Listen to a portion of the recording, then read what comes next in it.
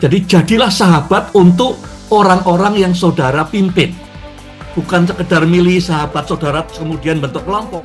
Orang yang Tuhan berikan pada saudara untuk saudara pimpin, jadikan mereka sahabat-sahabat saudara. Integritas itu tidak situasional. Kebenaran itu tidak situasional. Tidak bisa orang benar di hadapan Tuhan, salah di hadapan manusia. Orang benar, ya benar. Jadi kalau kita mau mimpin orang, kita harus berani ngelawan arus supaya orang di belakang kita semua bisa ngelawan arus bersama kita.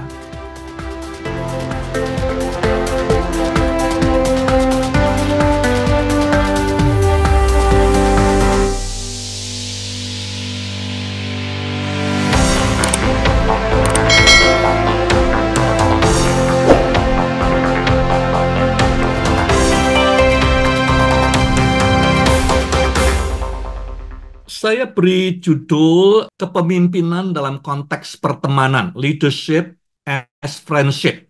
Nah, saya mau baca satu ayat di Yohanes 15 ayat 15. Dikatakan Tuhan Yesus ngomong dengan murid-muridnya ya di ujung hidupnya sebelum disalibkan. Ini ayat pasal-pasal terakhir. Tadinya di zaman itu murid-murid yang ikut rabi itu menganggap rabi kayak tuannya, ya. Yesus berkata, "Aku tidak menyebut kamu lagi hamba, sebab hamba tidak tahu apa yang diperbuat oleh tuannya. Tetapi aku menyebut kamu sahabat, karena aku telah memberitahukan kepada kamu segala sesuatu yang telah kudengar dari Bapakku." Jadi apa yang digambarkan oleh Nuh, kemudian hari kita akan lihat juga persahabatan Tuhan dengan Abraham.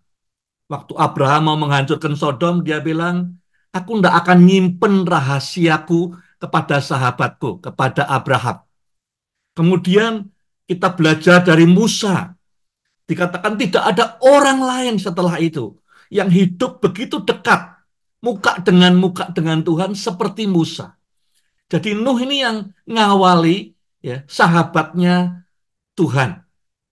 Nah, banyak di teori kepemimpinan di dunia sana, pemimpin biasanya jaga jarak dengan orang yang dipimpin. Alasannya adalah ya supaya orang respect saya gitu. Kalau semua rahasia saya kasih, orang tidak respect saya.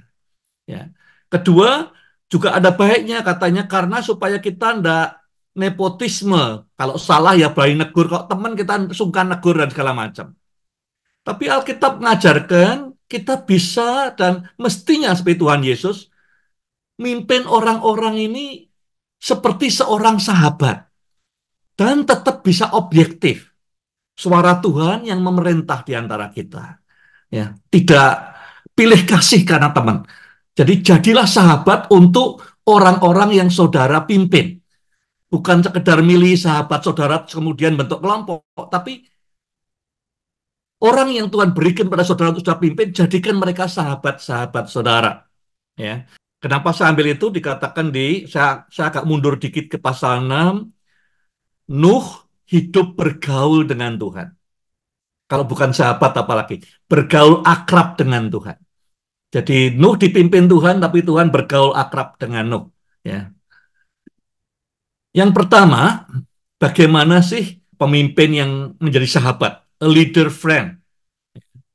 Seorang pemimpin sahabat, saya sebut dengan istilah ini, phrase ini, membagikan isi hati, bahkan membagikan kepedihannya, kepedihan yang dia rasakan.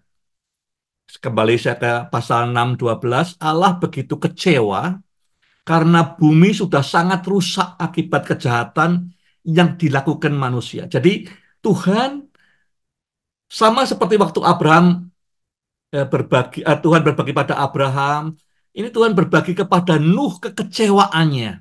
Ya, apa yang dia ciptakan semuanya baik, sempurna, sekarang rusak semua. Jadi dia tidak hanya merintahkan Nuh bikin kapal, tapi dia share hatinya. Jadi penting seorang pemimpin, saudara-saudara punya orang-orang yang saudara pimpin, tidak hanya memberikan instruksi, command, ya, aturan, tetapi juga bisa berbagi hati. Kalau bisa berbagi kepedihan, tidak hanya disimpan sendiri. Nomor dua, Dikatakan juga di pasal 6 ayat 13 Kejadian, berkatalah Allah kepada Nuh, Aku sudah memutuskan untuk memusnahkan seluruh manusia dan makhluk hidup yang lain. Karena kekerasan manusia terhadap satu sama lain sudah memenuhi bumi. Jadi seorang pemimpin, seorang sahabat, pemimpin sahabat membagikan rencananya. Jadi tidak selalu membuat surprise sahabatnya. Dia share. Tuhan mau menghancurkan, menghukum Sodom Gomora, dia berbagi kepada Abraham. Bahkan berdialog, ditawar oleh Abraham, dia mau berdialog. Tuhan mau mengerjakan apa-apa dengan Israel, dia berbagi dengan Musa. Tuhan mau menghancurkan bumi waktu itu karena kejahatannya berlipat kali ganda, dia berbagi rencananya dengan Nuh. Ya, jadi pemimpin tidak harus semua mikir sendiri, rencananya disimpan sendiri, tapi juga melibatkan orang yang dipimpin dalam rencananya itu. Ya, seperti Tuhan dengan Nuh, Tuhan dengan Abraham, ya, Tuhan dengan Musa. Yang ketiga, pemimpin sahabat, saya sebut aja phrase-nya seperti itu, memberikan afirmasi dalam setiap kesempatan. Jadi afirmasi penting dalam setiap kesempatan sahabat. Kadang-kadang kita pikir sudah teman baik aja, eh, mendingan kita saling mengolok-ngolok daripada. Tapi Tuhan afirmasi sangat powerful, sangat penting. Ya, di dalam pasal 7 ayat 1 Tuhan berfirman pada Nuh, masuklah ke dalam bahtera kamu dan seisi rumahmu, sebab aku telah melihat bahwa kamulah yang benar di hadapanku. Kamulah satu-satunya yang benar di hadapanku di antara semua generasi ini. Diberi afirmasi, bukan informasi, afirmasi. You have done right. Kamu sudah hidup dengan benar, diberi afirmasi. Pemimpin sahabat mencari segala kesempatan, ya. Kadang kita kalau sudah dekat sama orang, ya, apalagi suami istri, sahabat, tidak lagi memberi afirmasi. Ya. Kita sudah terbiasa ngomong langsung saja, bahkan kritik dan segala macam dianggap biasa, tapi jangan lupa beri afirmasi. Ya, cari setiap kesempatan untuk memberi afirmasi. Keempat, seorang pemimpin sahabat berbagi tanggung jawab dengan sahabat yang dipimpinnya. Dikatakan di Kejadian 6:19, dan karena aku ingin menyelamatkan semua jenis makhluk hidup, maka kamu harus membawa sepasang dari tiap jenis, satu jantan, satu betina, supaya setiap jenis binatang tetap hidup. Jadi dia berbagi tanggung jawab antara Tuhan yang bawain binatang ini dengan Nuh yang memeliharanya. Pemimpin sahabat berbagi tanggung jawab. Ya. Jadi tidak hanya berbagi hati, ya, berbagi kepedihan, tidak ada berbagi rencana, tidak hanya memberi afirmasi, tapi juga berbagi tanggung jawab pemimpin sahabat. Ya. Jadi ini contohnya ada Yesus mengerjakan dengan murid-muridnya, dan kita bisa mempraktekkannya dengan orang-orang yang kita pimpin. Topik kedua, Nuh menghidupi nilai-nilai yang dipegangnya. Pemimpin kadang-kadang disebut, ini pemimpin satu, ini pegang prinsip. Prinsip itu apa? Prinsip adalah wujud daripada nilai-nilai yang kita pegang, nilai-nilai yang kita percayai. Kemudian jadi prinsip, dan itu menjadi panduan hidup kita dalam mengambil keputusan. Nuh punya nilai-nilai. Nilai-nilainya kita mau lihat sebentar. Dia tidak hanya punya nilai-nilai, tapi dia menghidupi nilai-nilai itu. Semua pemimpin yang besar, yang berdampak selalu pegang nilai-nilai itu. Nilai dalam organisasi yang saudara kerja sekarang harus cocok dengan nilai-nilai dalam hidup saudara. Kalau nilai hidupmu tidak sama dengan nilai organisasi, ya saudara akan menderita di situ. Karena engkau akan terus berbenturan. Nilai sangat penting. Ya. Orang kalau kerja sama saudara, ya, kompetensinya kurang, bisa dilatih. Kalau nilainya beda, ya, sulit dipertahankan. Dia naik base yang keliru. Jadi buat pemimpin perlu jelas nilai yang saudara tidak mau negosiasi apa. Itu dipegang. Ya. Apapun kejadiannya, itu adalah core daripada prinsip hidup saudara. Nomor satu, Alkitab berkata, kembali ke pasal 6 ayat 9, Nuh adalah orang yang benar, tidak bercela pada zamannya, righteousness, benar, ya, jujur, transparan, tidak menyembunyikan apa-apa. Ya, hidupnya benar, benar itu artinya sincere, honest, ya, integritas, hidupnya benar di hadapan Tuhan, benar di hadapan manusia. Integritas itu tidak situasional, ya. Kebenaran itu tidak situasional. Tidak bisa orang benar di hadapan Tuhan, salah di hadapan manusia. Orang benar, ya benar. Ya. Nomor satu, ini yang tidak bisa dikompromikan oleh no, ya, righteousness. Hidup benar di hadapan Tuhan. Blameless, tidak ada cacatnya, tidak nyembunyikan apa-apa, tidak ada udang di balik batu. Ya. Nomor satu, core value-nya Nuh adalah hidup benar. Dan dia diuji sepanjang ratusan tahun untuk hidup tidak benar. Oleh lingkungannya, dikatakan jam, orang sejamannya semua, tidak ada yang seperti dia. Dia di-challenge berkali-kali dalam mengambil keputusan. Nah, mungkin dia dalam hal nebang kayu, dalam hal beli ini, dalam hal beli tali, segala macam. Di-challenge berkali-kali, apakah dia tetap menghidupi benernya apa tidak. Dan Tuhan berkata, kalau yang ngomong manusia bisa keliru, yang ngomong Tuhan. Dia benar. Ya, ya. Dalam segala hal tidak bercacat. Ujiannya ratusan tahun tiap hari. Ya. Dalam dia ngumpulin kayu, dalam gaji orang, dalam segala macam. Ya. Diuji. Tapi dia bertahan menghidupi nilainya. Yang kedua, Nuh was a non-compromise leader. Nuh adalah seorang pemimpin yang tidak bisa kompromi. Ya. Dia berani ngelawan arus. Kompromi itu artinya ikut arus. Pemimpin selalu ngelawan arus. Pemimpin ilahi selalu ngelawan arus. Karena Tuhan bilang, banyak orang pengen masuk surga, tapi sedikit. Jalannya sempit, sulit. Jadi ngelawan arus. Kalau saudara misalnya kumpul dengan orang-orang di dunia, punya teman-teman di kantor di dunia yang berdosa dan mereka semua senang dengan saudara, hati-hati. Mungkin karena saudara jalan satu arus dengan mereka. Kalau pemimpin mesti ngelawan arus. Pemimpin ilahi apalagi. Kalau mau ikut arus, nggak usah pemimpin. Ikan mati aja bisa ikut arus. Apalagi dalam kekristenan, pemuritan. Semua yang mengalir dengan arus menuju kepada kenikmatan kedagingan dunia ini. Jadi kalau sudah tidak ngelawan arus, kompromi dengan rombongan banyak orang dunia ini, ya saudara bukan pemimpin yang mungkin dibutuhkan oleh dunia ini. Jadi nilai yang kedua selain righteousness adalah courage. Ya. Courage itu keberanian berbuat apa yang benar berapapun harganya. Di dalam pasal 7 ayat 1, aku melihat bahwa kamulah satu-satunya orang yang melakukan kehendakku di zaman ini. Artinya apa? Dia berani berbeda pada saat orang lain semua berbuat yang mereka anggap benar. Nuh mengerjakan sesuatu yang dianggap salah oleh orang dunia semua. Seluruh dunia. Kalau sekarang 8 miliar orang. Ya.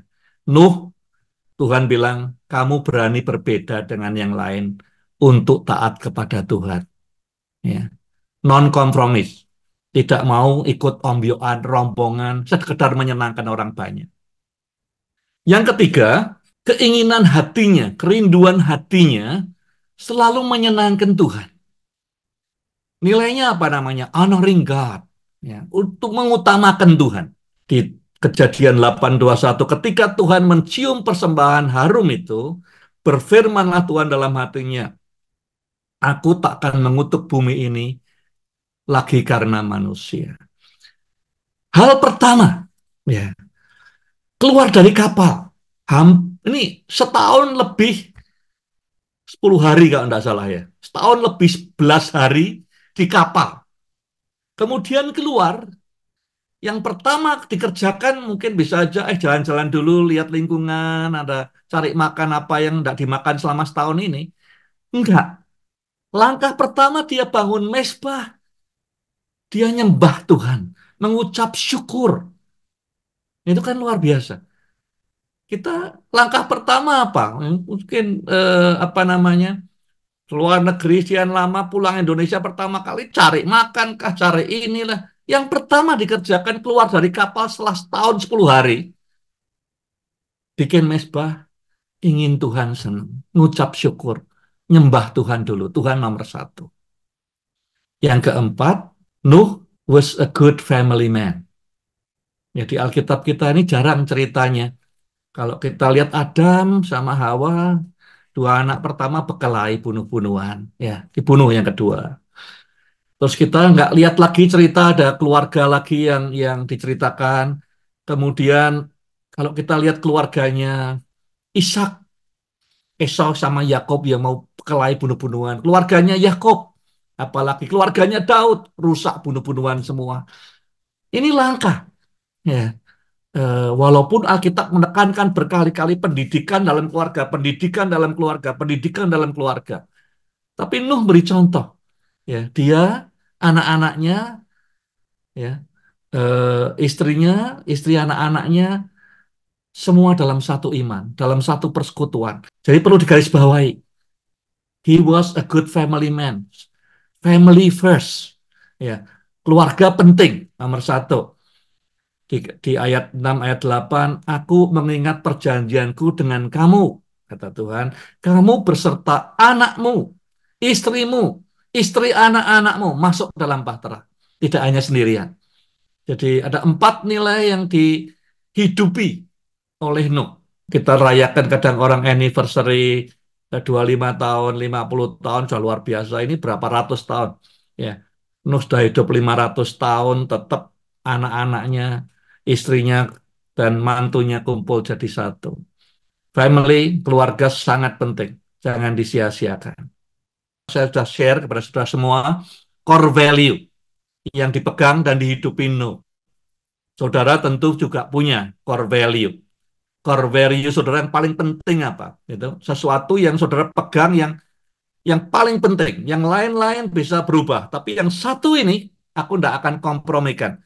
Bayar berapapun aku tidak akan lemparkan. Itu core value. Ya. Pertanyaan kedua, core value yang paling penting dalam hidupmu apa?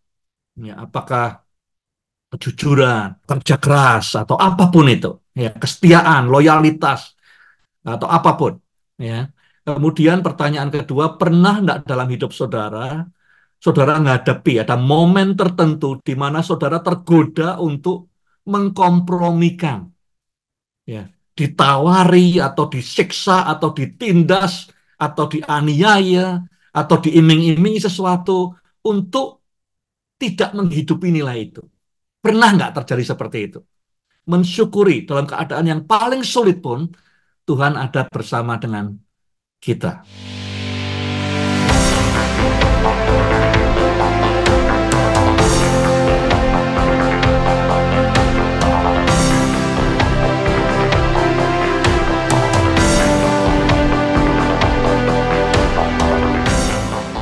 Kita mau belajar leadership lesson bukan dari kuliahnya Nuh ya, tapi dari hidupnya Nuh.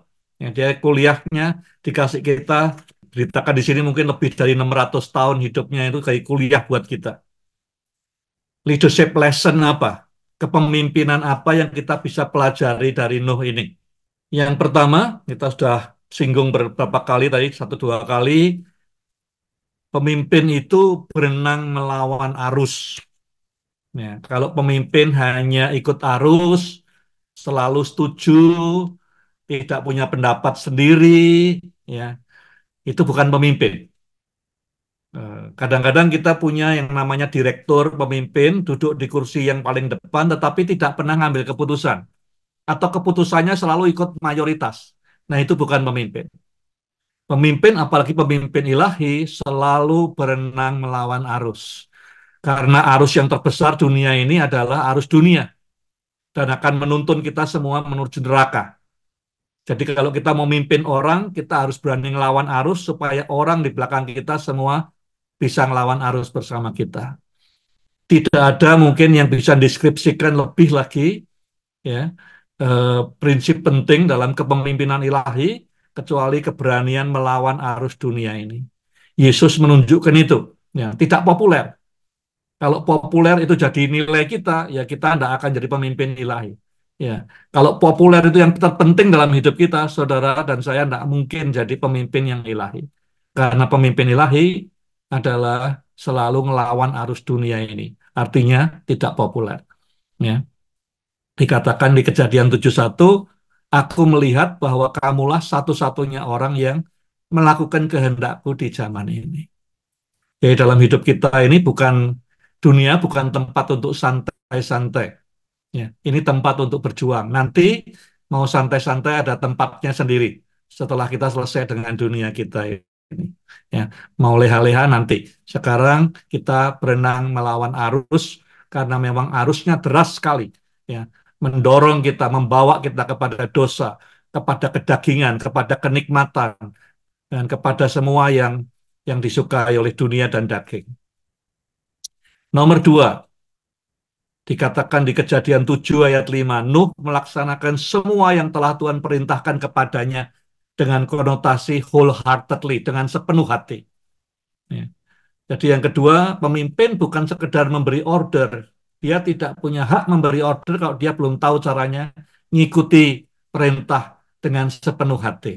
Jadi orang bilang pemimpin kadang-kadang itu kayak bossy gitu ya, beri command, orang harus ikut ordernya, tapi pemimpin yang baik dia harus nunjukkan dengan contoh bahwa dia bisa ikut order. Seperti waktu Yesus berhadapan dengan perwira di Kapernaum. Ya, dia bilang bahwa saya juga bawahan, saya punya bawahan, semua orang yang memimpin ikut order atasannya. Ya, jadi nomor dua kita belajar kita berani taat, berani obey, wholeheartedly, bukan sambil gerutu, dengan sepenuh hati. Dikatakan Nuh melaksanakan semua yang Tuhan perintahkan kepadanya, sepenuh hati. Itu hal kedua, kita belajar dari Nuh. Nomor tiga, di dalam Kejadian 8:18, maka keluarlah Nuh. Ini selesai semua, banjirnya semua selesai, ya. Dia melihara semua binatang yang Tuhan titipkan, maka keluarlah Nuh dan anak-anaknya dan istrinya dan istri anak-anaknya bersamanya. Dan kemudian binatangnya dan segala macam di ayat 19 dan 20. Jadi dia tuntaskan, tidak hanya nuntaskan pas bangun kapal, dia tuntaskan melihara kehidupan semua binatangnya dalam kapal selama setahun lebih, ya, termasuk melihara keluarganya dan segala macam sampai Tuhan yang nutup pintu kapal, buka pintu kapal lagi. Jadi prinsip nomor tiga yang kita pelajari dari Nuh adalah pemimpin itu menuntaskan apa yang dia mulai. Ya, banyak pemimpin mulai tapi tidak menyelesaikan. Ya. Mulainya semangat, di tengah-tengah mulai survival, kemudian tidak sampai di ujung. Jadi pemimpin itu harus bisa carry through, ya, apapun tugas tanggung jawab yang diberikan sampai tuntas. It is not finished until it is finished. Ya. Belum selesai kalau belum betul-betul tuntas selesai. Apa yang sudah mulai jangan ditinggal tengah jalan. Ya. Jangan jadikan kebiasaan untuk pinter mulai tapi tidak menyelesaikan. Termasuk dalam pekerjaan, dalam janji kita kepada keluarga, dalam disiplin rohani kita, apapun yang kita mulai, kita selesaikan. Yang keempat, yang terakhir, pemimpin itu menghidupi prioritas dengan tepat. Ya, jadi di 8:20, tindakan pertama saat keluar dari Bahtera, lalu Nuh mendirikan sebuah mezbah, tempat mempersembahkan korban bakaran kepada Tuhan. Jadi prioritas buat Nuh adalah honoring God. Tuhan paling utama dalam hidupku. Jadi dia menghidupi itu. Dia hidupi, begitu dia keluar dari kapal, yang dikerjakan pertama apa? First thing first. Ya. Bisa macam-macam pilihannya keluar dari pintu kapal. Ya. Tapi yang dipilih pertama, bangun mezbah, menyenangkan hatinya Tuhan. Honoring God. Banjir itu masa-masa yang sulit. Ya. Nuh kehilangan besannya, kehilangan pamannya, kehilangan adik-adiknya semua. Kemudian diisolasi, di lockdown di kapal setahun 10 hari.